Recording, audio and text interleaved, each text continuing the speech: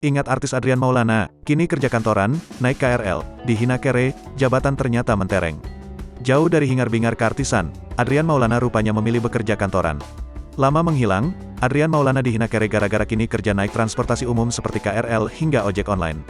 Momen Adrian berangkat kerja dengan naik ojek pun sempat ia bagikan di Instagramnya.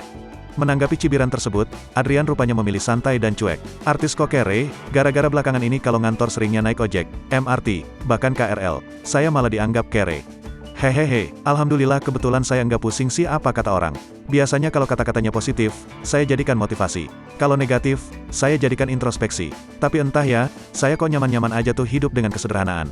Kayak itu status. Sederhana itu sikap hidup, tulis Adrian dikutip tribunnewsmaker.com, Rabu, tanggal 28 September tahun 2022. Kendati kini dihina kere, namun siapa sangka profesi Adrian rupanya tak sembarangan. Suami Desi Ilsanti ini ternyata memiliki jabatan mentereng di perusahaan tempatnya bekerja.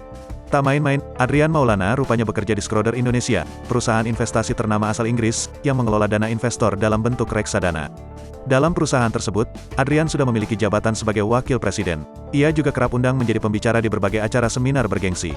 Kendati demikian, Adrian rupanya memilih untuk tetap hidup sederhana. Meski dirinya mampu bekerja dengan mengendarai mobil, namun Adrian memilih untuk naik transportasi umum. Menurut Adrian, dengan mengendarai transportasi umum ia bisa menghemat waktu dan tenaga.